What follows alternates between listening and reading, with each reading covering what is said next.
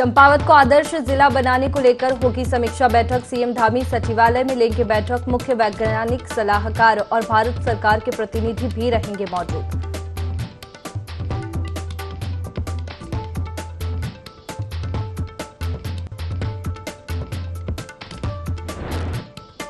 नहीं थम रहा केदारनाथ मंदिर के गर्भगृह में लगे सोने पर विवाद। मंदिर समिति के पक्ष में आए बीजेपी प्रदेश अध्यक्ष महेंद्र भट्ट, कहा षड्यंत्रकारी देवभूमि के दान पर खड़ा कर रहे सवाल।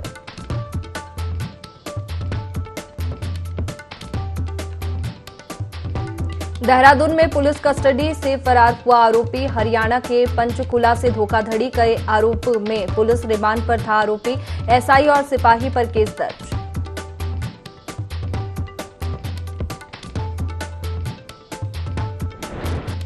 गर्मी बढ़ने के साथ ही गहराया जल संकट। बागेश्वर के ठाकुर द्वारा में पेयजल की आपूर्ति हुई ठप। गुस्साए ग्रामीणों ने जल संस्था कार्यालय का किया घेराव।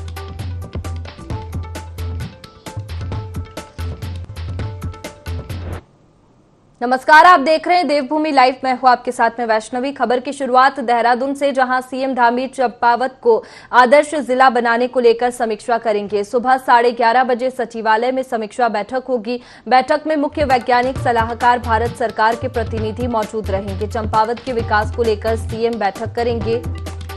बता दें कि सीएम धामी चंपावत से विधायक है और चंपावत को आदर्श जिला बनाने को लेकर समीक्षा लगातार की जा रही है। सुबह 11:30 बजे भी सचिवालय में समीक्षा बैठक होगी। बैठक में मुख्य वैज्ञानिक सलाहकार, भारत सरकार के प्रतिनिधि मौजूद रहेंगे।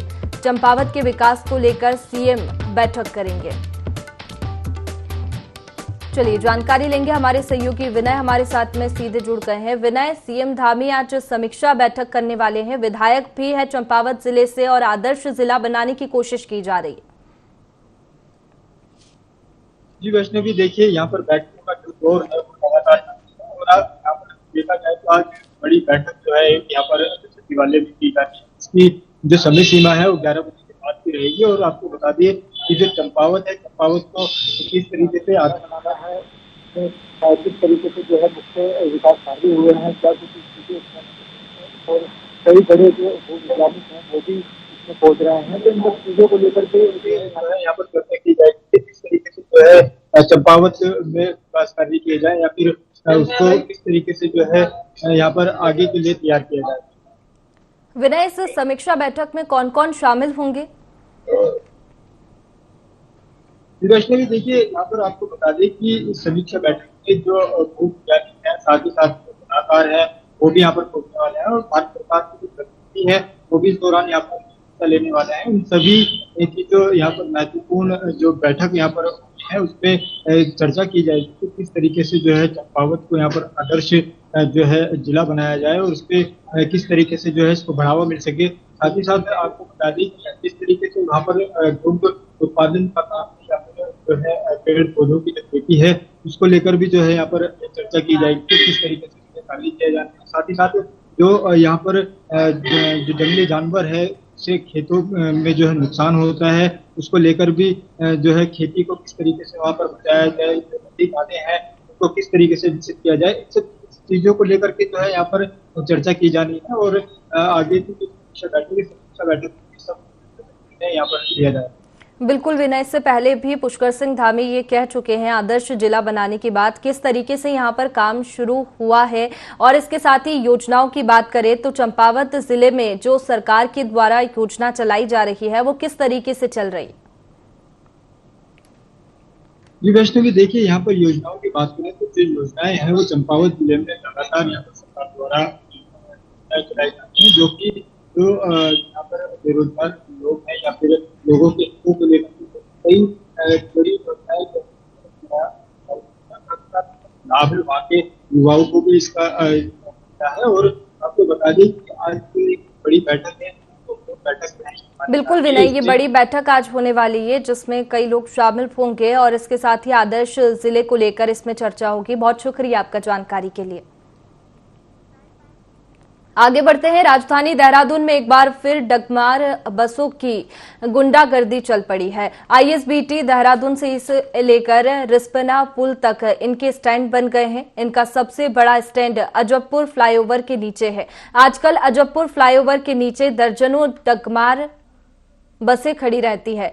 ये बसें उत्तराखंड रोडवेज को हर महीने लाखों का चूना लगाती है। इनकी बुकिंग ऑनलाइन होती है। इस बार उत्तराखंड टैक्सी यूनियन ने भी इसके खिलाफ मोर्चा खोल दिया है। टैक्सी यूनियन के लोगों का कहना है कि डग्गामार बसों की वजह से उनका कारोबार चौपट हो रहा है। इन बसों की वजह से उनको बुकिंग नहीं मिलती, साथ ही उत्तराखंड रोडवेज को चपत लगती है।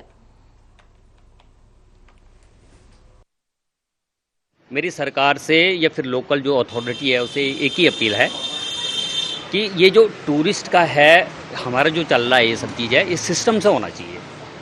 गवर्नमेंट का एक सिस्टम हो, स्टेप वाइज हो। यहाँ जगह जगह बाहर की गाड़ियाँ आ रही हैं, लोकल पब्लिक को बड़ी परेशानी हो रही है। इसका प्लीज़ गवर्नमेंट संज्ञान ले। और इसके अलावा मेरा कुछ कहना नहीं है। सबका बराबर चलना चाहिए। सब लोग अर्निंग के लिए आते हैं सर, ठीक है, सबका भला होना चाहिए, लेकिन एक सिस्टम से होना चाहिए उत्तराखंड गवर्नमेंट में। हमारे उत्तराखंड में डग्गामारी चल रही है बहुत ज़्यादा। देखो नागालैंड और कानपुर इला उरा हमारा नुकसान हो रहा है। हमारे पास कम से कम 500 गाड़ियाँ ऑल इंडिया परमिट गाड़ियाँ हैं और उत्तराखंड रोडवेज का नुकसान हो रहा है। यहाँ पर डग्गामारी चला रहा है, ना शासन ना प्रशासन, कोई इस पर सूद लेने वाला नहीं है। और जो है इसमें हमारा जो है बहुत बड़ा नुकसान हो रहा है। हमारे ऑल इंडिया गाड़ी, हम सब बेरोजगार लोग बैठे हुए हैं, किस्त देनी बहुत मुश्किल हो गया गाड़ियों का। इसलिए ये डग्गामार को रोक लगानी चाहिए। चलिए सीधा रुख करेंगे सीएम पुष्कर सिंह धामी का, जहां सरदार पटेल भवन का लोकार्पण कर रहे हैं।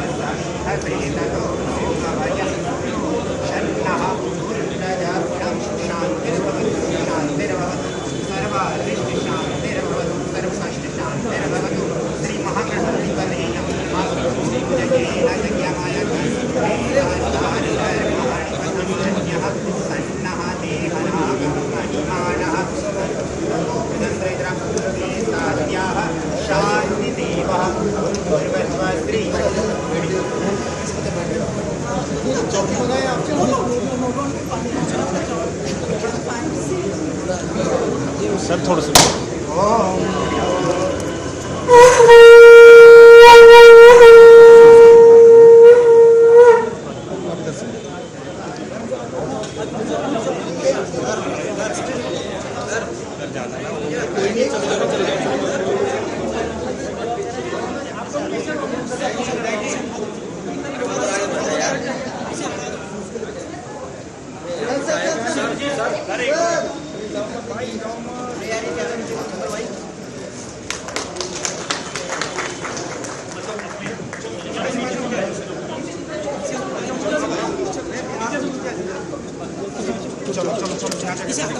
अरे कोई नहीं छोड़ो ना बस एक पीछे हो जाएगा मेरे काम कोई बना लो आप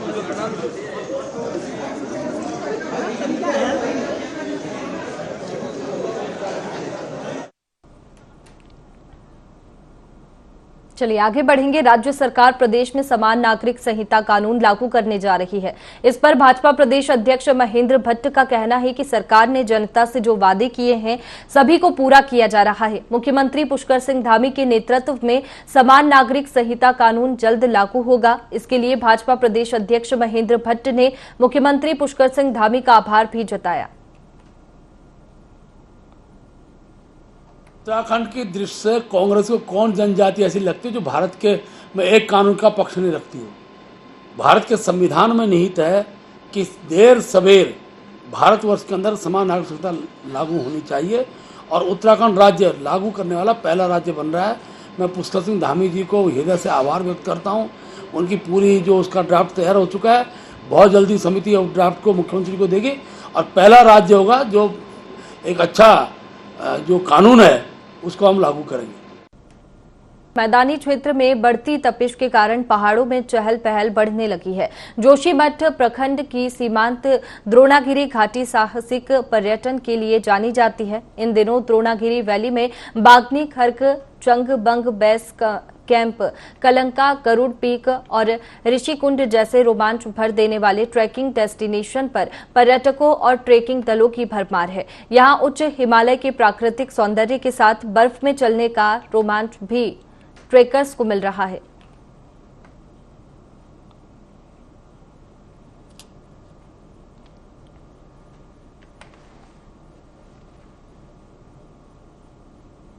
परिस्थितियां चाहे जैसी भी हो, लेकिन हौसला और मेहनत बुलंद होनी चाहिए। जी हां, सीबीएसई बोर्ड में 12वीं की छात्रा गरिमा बिष्ट ने प्रथम स्थान पाया है। बता दें कि गरिमा के पिता का निधन कोविड-19 की सेकेंड वेव में हुआ था और ऐसी विपरीत परिस्थिति में बिना ट्यूशन के गरिमा बिष्ट ने ये मुकाम हासिल किया है। गरिमा बिष्ट के उत्साहवर्धन के लिए हिल्स डेवलपमेंट मिशन ने officer transit hostel race course Dehradun में स्वागत समारोह आयोजित किया, जिसमें प्रदेश के कई बड़े अधिकारियों ने गरिमा बिष्ट को आशीर्वाद दिया।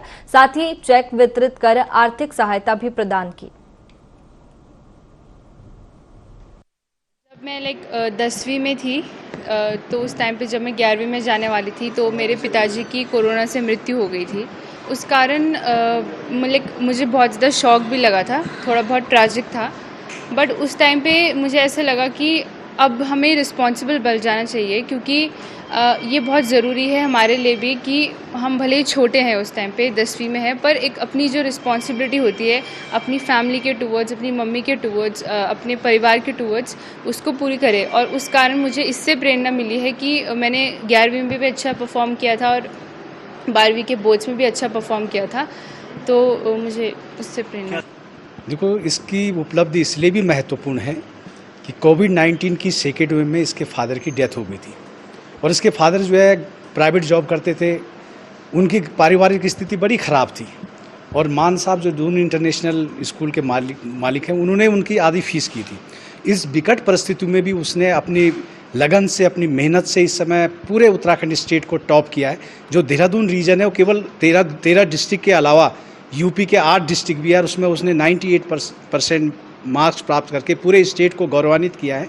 तो ये हम सब का, समाज में रहने वाले लोगों का दायित्व बनता है कि ऐसे बेटे, ऐसी बिटियां जो आर्थिकी के कारण जो है उसकी प्रतिभा न छुप जाए।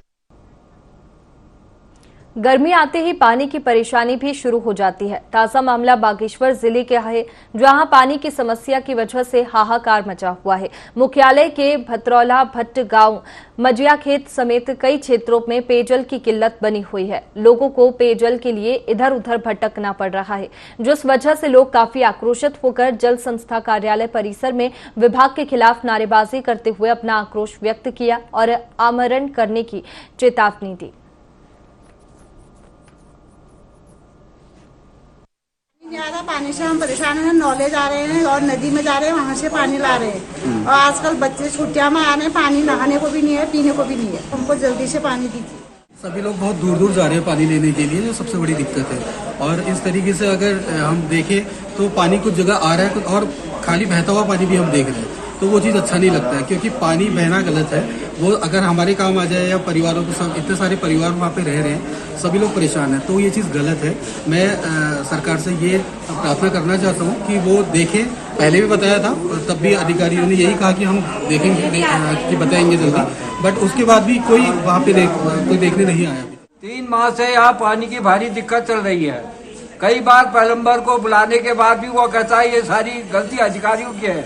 अधिकारियों के पास जाओ तो वो कहते हैं कोई हम जल्दी से जल्दी इस पर मतलब कार्रवाई कर रहे हैं। 3 माह से हो चुके हैं, अभी तक कोई कार्रवाई नहीं हुई, और ये लोग कहते हैं पानी आ रहा है।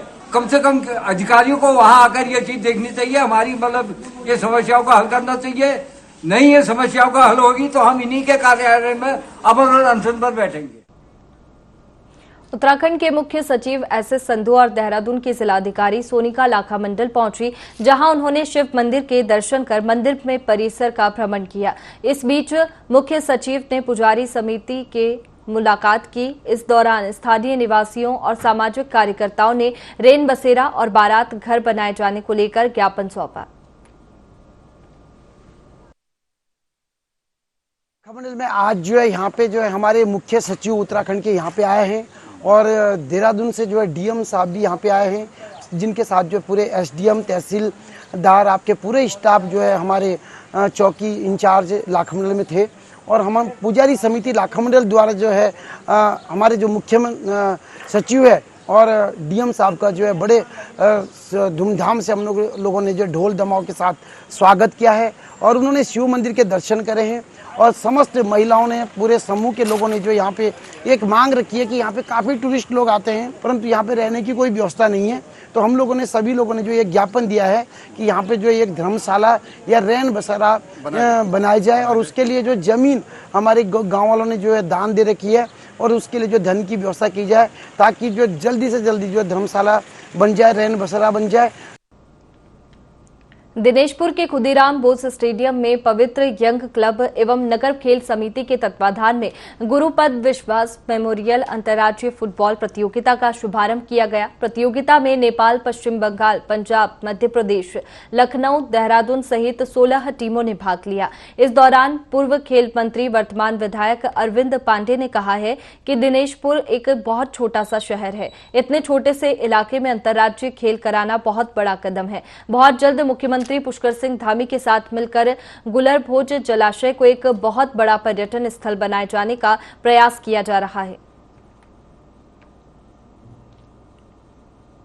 गुरुपद विश्वास मेमोरियल अंतर्राज्यीय स्तरीय फुटबॉल टूर्नामेंट का यहाँ पे आमंत्रित किया गया है, और इस प्रतियोगिता में 16 टीमें पूरे देश की, इसके अलावा पड़ोसी राष्ट्र नेपाल की 2 टीमें हैं, और अब की बार जो है पिछले साल की रनर टीम, कई टीमों को हमने यहाँ पे एंट्री दी है।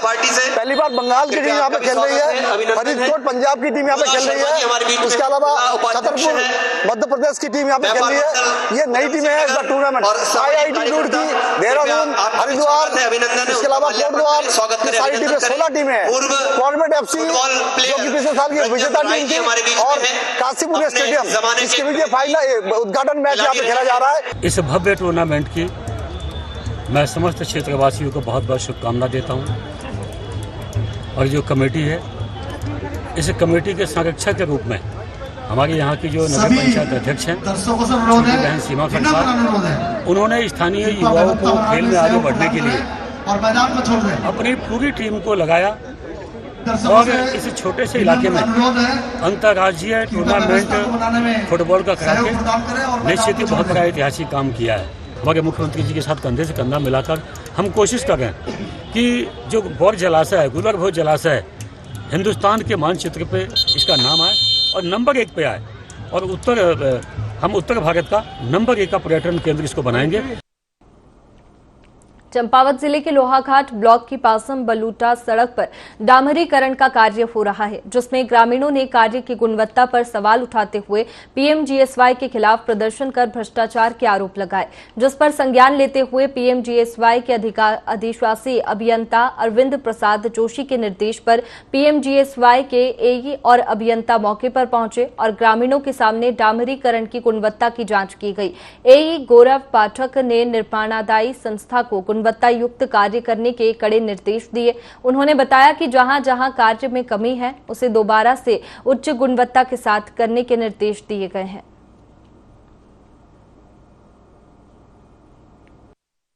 सर को बता दिए, और जो भी रोड में सारा काम करना है, बैंड की हालत देखी है, जो भी पिलर डाले उसमें कच्ची रेत कमाल के उपयोग किया गया है, ये सारा काम सही से होना चाहिए। बस भाई इतनी शिकायत कर। जैसे हम यहाँ पर आए थे अभी निरीक्षण के लिए, निरीक्षण में हमने ये देखा कुछ जगहों पर यहाँ पर काम थोड़ी बहुत यहाँ पर शिकायत ग्रामीणों द्वारा की गई है।